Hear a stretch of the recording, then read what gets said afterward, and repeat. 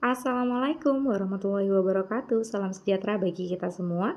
Welcome back to my channel. Kembali lagi dengan aku Yura. Nah, kali ini aku mau membahas soal P3K yang manso ya teman-teman. Dan ini untuk formasi umum, tidak hanya guru, non guru juga ya teman-teman. Jadi bagi P3K teknis juga bisa menggunakan video ini untuk belajar seperti itu. Nah, silakan bagi teman-teman yang sedang mempersiapkan tes P3K tahun 2024 bisa pantengin video dari aku ini. Jadi bagi teman-teman yang belum subscribe channel ini, silahkan di subscribe dahulu agar tidak ketinggalan pembahasan soal dan juga info yang berkenaan dengan tes P3K tahun 2024.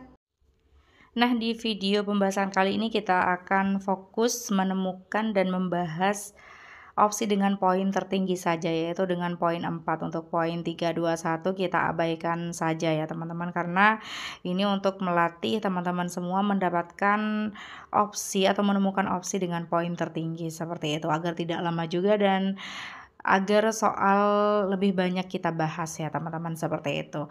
Nanti di akhir video juga ada kuis, silakan teman-teman berpartisipasi untuk menjawab sebagai latihan. Nah, soal yang pertama aku bacakan terlebih dahulu. Jika saya menjadi anggota yang melanggar fakta integritas, maka ketika mendapat teguran biasanya saya menjelaskan alasan yang dapat diterima mengapa saya melanggar fakta integritas. B. Saya akan menerima teguran tersebut meskipun konsekuensinya disalahkan oleh anggota lain. C. Menemui atasan saya dan jujur sebelum mendapat teguran. D. Bersabar dan mempersiapkan jawaban-jawaban yang akan saya berikan. Nah, masalahnya di sini adalah jelas melanggar fakta integritas dan itu adalah salah ya teman-teman, seperti itu, udah jelas salah. Maka ketika mendapat teguran, ini udah mendapat teguran, jadi biasanya saya akan apa, seperti itu. Jadi opsi yang A, menjelaskan alasan yang dapat diterima mengapa saya melanggar fakta integritas.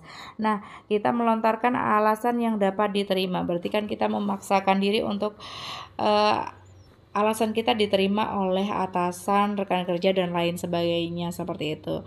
Ini seakan-akan kita tidak menerima teguran tersebut karena kita masih merasa benar, seakan-akan seperti itu jika kita memilih opsi yang A. Jadi memaksakan kehendak kita agar alasan kita bisa diterima oleh semua. Jadi kurang tepat. Opsi yang B, saya akan menerima teguran tersebut. Nah, ini baik ya teman-teman. Tentu kita harus menerima teguran tersebut karena memang kita salah, seperti itu. Intinya kan seperti itu. Walaupun konsekuensinya akan disalahkan oleh anggota lain. Nah, ini adalah konsekuensi yang memang harus kita tanggung, seperti itu, karena memang kita salah melanggar fakta integritas. Opsi yang B ini realistis dan bagus ya teman-teman. Opsi yang C, menemui atasan saya dan jujur sebelum mendapat teguran. Nah, walaupun ini baik, jadi pencegahan seperti itu, menemui atasan, jujur adalah suatu tindakan yang bagus, seperti itu. Namun ini bisa saja mengecoh. Jadi teman-teman bisa saja memilih opsi yang C. Namun di sini tidak sesuai dengan konteks soal. Jadi di konteks soal di sini kita sudah melanggar fakta integritas dan kita mendapat teguran sudah. Karena di sini ketika mendapat teguran respon kita gimana, seperti itu. Untuk opsi yang C berarti ini kan sebelum mendapat teguran kita jujur, seperti itu. Jadi kalau kita memilih opsi yang C kurang sesuai dengan konteks soal. Jadi opsi C kita eliminasi, opsi A juga. Nah, tinggal terakhir opsi yang D. Bersabar dan mempersiapkan jawaban-jawaban yang akan saya berikan. Nah, walaupun bersabar ini adalah suatu tindakan yang bagus ya teman-teman, seperti itu. Di sini mempersiapkan jawaban-jawaban yang akan saya berikan. Nah, tidak menunjukkan bahwa kita akan menerima teguran tersebut, seperti itu ya teman-teman. Hanya memberikan jawaban-jawaban terhadap pertanyaan-pertanyaan saja, seperti itu. Jadi lebih to the point dan realistis opsi yang B di sini. Jadi opsi yang D juga salah, seperti itu. Nah, kita tidak akan membahas opsi yang lainnya dengan poin berapa. Yang penting kita fokus kepada satu opsi yang paling benar saja.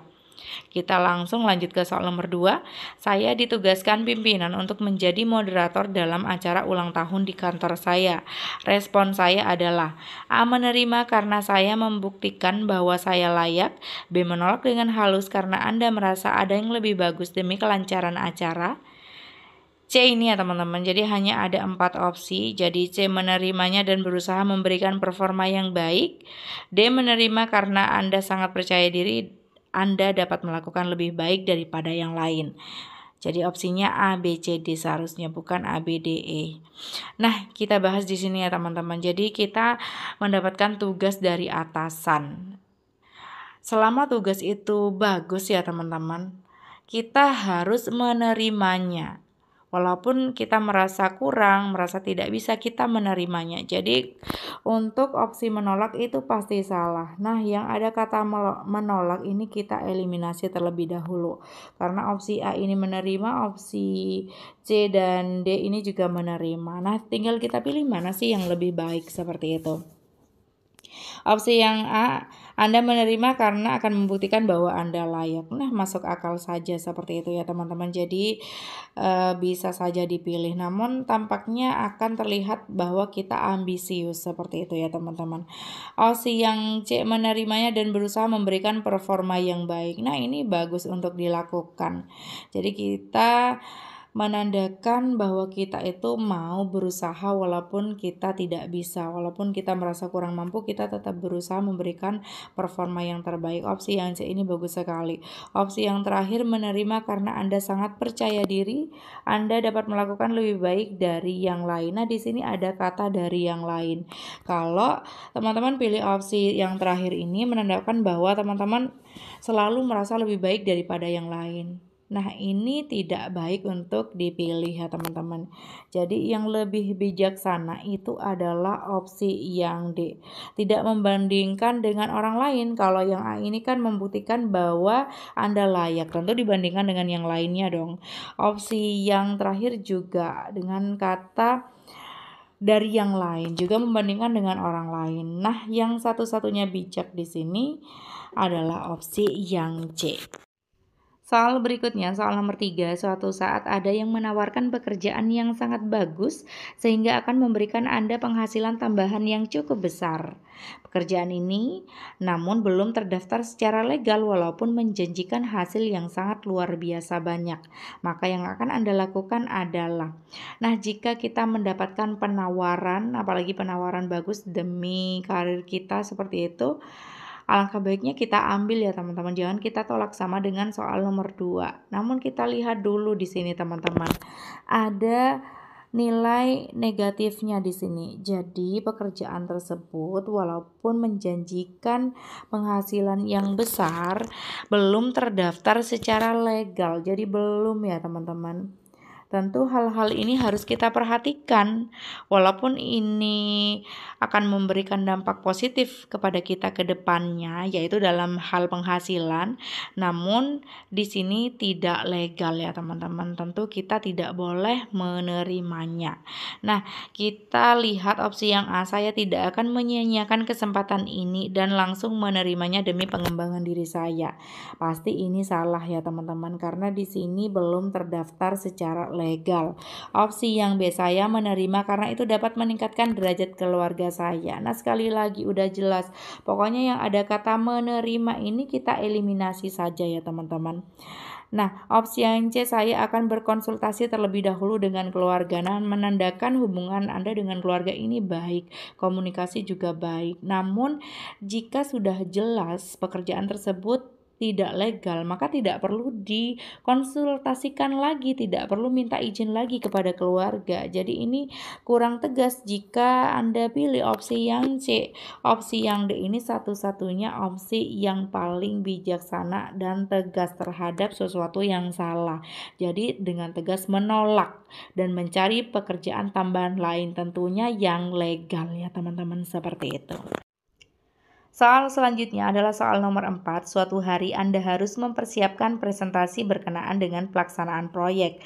Anda mempersiapkan presentasi dengan rekan kerja Anda. Pada saat presentasi, ternyata teman Anda mendapatkan apresiasi dari atasan, namun rekan Anda mengakui bahwa ia mengerjakannya seorang diri tanpa bantuan Anda. Maka sikap yang akan Anda tunjukkan adalah A. Anda tidak memusingkan hal tersebut karena bagaimanapun ia adalah teman Anda. B. Anda mengatakan bahwa Anda lah yang mengerjakan presentasi tersebut. C. Anda mengatakan bahwa Anda juga ikut andil besar dalam pengerjaan presentasi tersebut. D. Anda bisa menunjukkan bukti saat Anda mengerjakan tugas tersebut bersama. Nah, kita pilih jawaban yang terbaik ya teman-teman. Jadi di sini walaupun opsi yang A tidak memusingkan karena ia adalah teman Anda, seakan-akan Anda bijaksana menerima walaupun diperlakukan tidak adil seperti itu. Namun di sini kan teman Anda berbohong ya teman-teman. Padahal itu dikerjakan bersama-sama. Namun rekan kerja Anda mengatakan bahwa seorang diri saja tanpa bantuan Anda, padahal Anda ikut andil seperti itu. Jika memilih opsi yang A, walaupun terkesan sabar, Anda mendukung hal yang tidak jujur. Dan itu tidak tepat untuk dipilih seperti itu. Opsi yang B, Anda mengatakan bahwa Anda lah yang mengerjakan presentasi tersebut. Nah, ini juga tidak benar karena secara ini ya teman-teman, ini dikerjakan bersama-sama seperti itu. Jadi Anda mempersiapkan presentasi dengan rekan kerja Anda, berarti kan melakukan pekerjaan bersama-sama, tidak hanya Anda saja. Jadi opsi yang B kurang tepat. Opsi yang C, Anda mengatakan bahwa Anda juga ikut andil besar dalam pengerjaan presentasi tersebut. Nah, ini bisa dipilih, berarti kan kita mengkomunikasikan hal yang jujur yang sebenarnya dilakukan. Namun di sini andil besar, padahal kemungkinan sama ya teman-teman, karena pengerjaan bersama keduanya memiliki andil yang sama. Jadi 50-50, tidak ada yang lebih besar dan tidak ada yang lebih kecil. Jadi di sini opsi D lebih tepat. Anda bisa menunjukkan bukti saat Anda mengerjakan tugas tersebut bersama. Jadi dengan memberikan bukti akan terjawab semuanya bahwa Anda juga ikut andil di dalamnya seperti itu. Durasinya akan ketahuan juga misalnya dalam bentuk video atau foto seperti itu ya teman-teman. Maka dokumentasi itu memang sangat penting ketika kita melakukan suatu proyek atau tugas dalam pengerjaan tugas. Jadi opsi yang D ini bisa menyelamatkan Anda dan akan ini ya teman-teman, mencegah kebohongan seperti itu. Jadi opsi yang C ini sebenarnya juga bagus, namun kata ikut andil besar di sini agak sedikit melebih-lebihkan seperti itu. Jadi opsi yang terbaik adalah opsi yang D. Soal nomor 5, Anda memiliki sahabat yang sudah lama dekat dengan Anda. Ketika sahabat Anda mendapat telepon dari seseorang di dekat Anda, ia berbicara dengan berbisik di teleponnya, sehingga Anda tidak dapat mendengar dengan jelas. Anda sudah mencoba bertanya mengenai lawan bicaranya di telepon, akan tetapi ia tidak memberi jawaban. Maka yang akan Anda lakukan adalah, nah, di sini kan masalahnya sebenarnya simpel ya teman-teman. Sahabat Anda yang sudah dekat menerima telepon tiba-tiba mengangkatnya berbisik. Jadi seakan-akan ada rahasia di situ ya teman-teman. Apalagi ketika Anda bertanya, namun ia tidak memberikan jawaban seperti itu. Padahal bertanyanya hanya siapa sih lawan bicaranya seperti itu. Jadi sebenarnya simpel aja. Jadi yang akan Anda lakukan adalah opsi yang A. Anda menunggunya menutup telepon kemudian bertanya. Nah, ini adalah hal yang sopan untuk dilakukan, realistis juga. Jadi kita tunggu teman kita menelpon terlebih dahulu karena siapa tahu juga penting atau bahkan rahasia ya teman-teman, walaupun itu sahabat Anda. Kemudian bertanya, ya bertanyanya dengan baik-baik. Jadi opsi A ini bagus. Opsi yang B, Anda tidak memusingkan hal tersebut karena Anda tidak peduli dengan hal tersebut. Nah, walaupun seakan-akan ini bagus, kita tidak selalu harus ikut campur seperti itu. Namun kan di konteks soal sudah jelas Anda di sini sudah sempat bertanya seperti itu karena mungkin penasaran seperti itu. Namun kalau Anda memilih opsi yang B, di sini tidak memusingkan karena tidak peduli dengan hal tersebut, seakan-akan tidak sesuai dengan konteks soal karena di soal sudah mencoba bertanya seperti itu. Jadi ini bisa jadi pengecoh, bisa jadi akan dipilih oleh teman-teman sekalian. Nah, opsi yang C, Anda akan menyelidiki nanti secara diam-diam menghindari cekcok. Nah, walaupun di sini tujuannya bagus menghindari cekcok, namun menyelidiki diam-diam ini kurang baik untuk dilakukan. Jadi, antara teman, antara rekan kerja ada yang ditutup-tutupi seperti itu, tidak saling terbuka. Nah, itu adalah hal yang kurang baik seperti itu. Opsi yang D, Anda akan bertanya langsung saat itu juga agar jelas. Nah, di sini saat itu juga kurang tepat karena kan teman kita sedang menelpon. Itu kurang sopan ya teman-teman untuk dilakukan. Jadi opsi yang paling realistis dan masuk akal, lebih bijaksana juga adalah opsi yang A. Nah, bagaimana teman-teman? Apakah kita masih bisa lanjut untuk membahas soal berikutnya? Semoga teman-teman sudah bisa mendapatkan trik dan tips tersendiri untuk mengerjakan soal-soal manse ini ya teman-teman. Jadi sebenarnya gampang-gampang susah. Susahnya itu dalam menemukan jawaban dengan poin 4 seperti itu. Jadi agak sedikit kesulitan jika opsinya mirip-mirip dan sama-sama bagus seperti itu ya teman-teman. Namun semakin banyak latihan, semakin sering latihan soal, maka akan semakin mudah menemukannya. Nah, kita lanjut soal nomor 6. Ketika sedang berjalan-jalan di sebuah mall, Anda mendapati dua rekan kerja Anda sedang bermesraan. Padahal tempat Anda bekerja memiliki peraturan yang melarang rekan sekantor untuk berhubungan asmara. Jika mereka tidak menyadari keberadaan Anda, apa yang akan Anda lakukan? Nah, di sini udah jelas masalahnya ya teman-teman. Ada rekan kerja yang melakukan kesalahan tidak sesuai dengan aturan kantor. Nah, yang kita lakukan adalah opsi yang A, mendokumentasikan. Karena di sini posisinya adalah mereka tidak menyadari keberadaan Anda. Nah, dengan mendokumentasikan itu tidak baik ya teman-teman. Apalagi sekarang kan serba diviralkan. Itu kurang bijaksana untuk dilakukan. Akan memberikan citra buruk juga untuk rekan kerja kita dan terlebih lagi untuk kantor seperti itu. Di sini mengirimkan ke bagian kepegawaian sebagai bukti. Jadi kurang tepat untuk dipilih. Opsi yang B, menegur dengan keras karena jelas itu hal yang tidak beretika. Nah, walaupun ini terkesan bagus ya teman-teman, karena memang itu salah. Jadi di sini menegur dengan keras kurang bijaksana. Menegur dengan keras itu bisa dilakukan justru dengan menegur dengan halus ya teman-teman. Seperti itu daripada dengan keras. Nah, di sini dikatakan bahwa hal yang tidak beretika, padahal ini kan bukan suami orang atau istri orang. Di sini konteksnya hanya teman sekantor, namun aturan di kantor itu tidak boleh ada pegawai yang berhubungan seperti itu. Jadi bukan lebih tidak beretika ya teman-teman, namun lebih kepada tidak sesuai dengan peraturan kantor saja seperti itu. Kalau tidak beretika kan seakan-akan itu selingkuh dan lain sebagainya. Jadi opsi yang B ini kurang sesuai dengan konteks soal.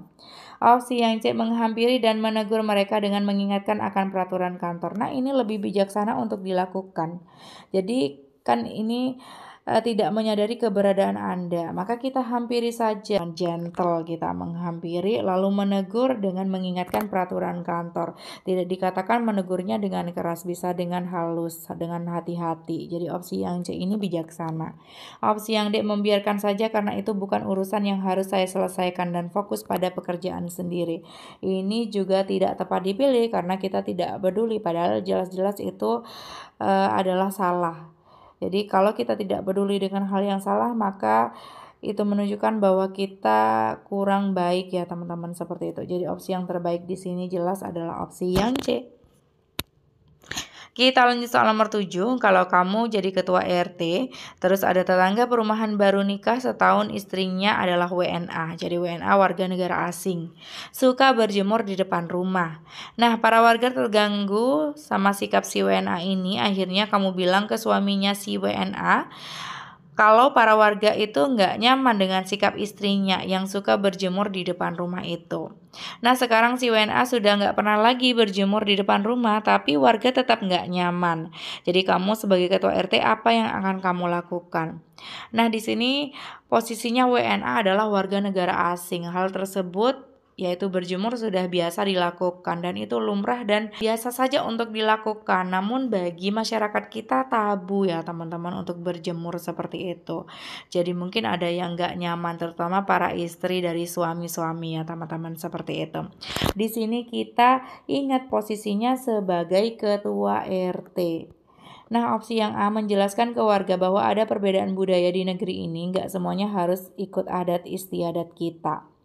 Nah, bisa saja dilakukan ya teman-teman, karena posisinya di sini sebenarnya Anda sudah menegur lewat ini ya teman-teman, suami si WNA seperti itu, dan ternyata si WNA ini sudah tidak lagi berjemur, sudah tidak melakukan hal tersebut, walaupun masih membuat warga tidak nyaman.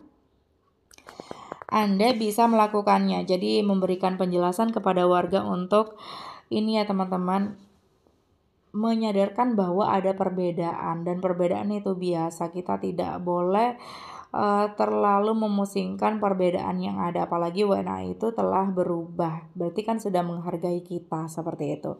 Jadi opsi A ini bisa dipilih, namun kita lihat opsi yang lainnya terlebih dahulu. Opsi yang B, kamu menjelaskan ke warga bahwa ada perbedaan antara WNA tersebut dengan kita para warga melalui pengajian, arisan, atau kegiatan masyarakat. Nah, di sini sama aja sebenarnya dengan opsi yang A, namun melalui pengajian, arisan, dan kegiatan masyarakat. Jadi sebenarnya kurang efektif dan efisien juga, karena ini kan hal sepele, bisa disampaikan langsung seperti itu. Opsi yang C, kamu bersikap proporsional dan netral, tapi juga menjelaskan ke warga tentang perbedaan yang ada. Nah, ini lebih bijaksana ya teman-teman. Sikap profesional dan netral ini bagus dimiliki oleh seorang ketua RT. Diingat kembali di sini Anda adalah ketua RT.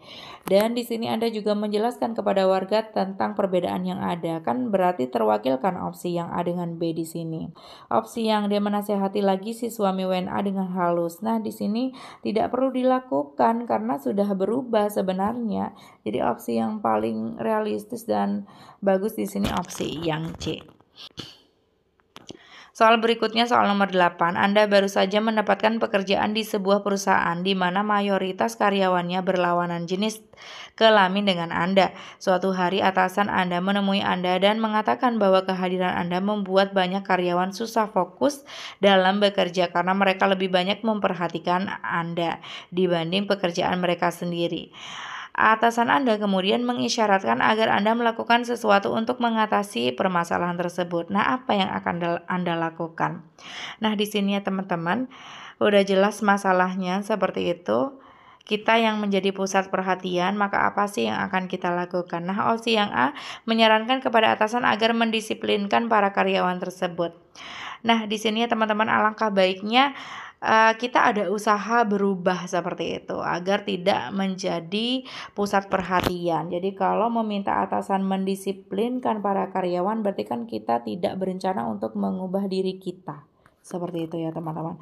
Opsi yang B, meminta kepada bagian kepegawaian untuk dipindahkan ke divisi lain. Kalau ini dipilih, menyatakan bahwa Anda tidak bisa beradaptasi dengan lingkungan kerja baru atau dengan rekan kerja baru. Ini kurang tepat untuk dipilih. Opsi yang C, mengubah tampilan dan perilaku Anda agar tidak menarik perhatian. Nah, ini lebih to the point, lebih realistis juga dan sesuai dengan konteks soal. Kan masalah utamanya itu ya teman-teman.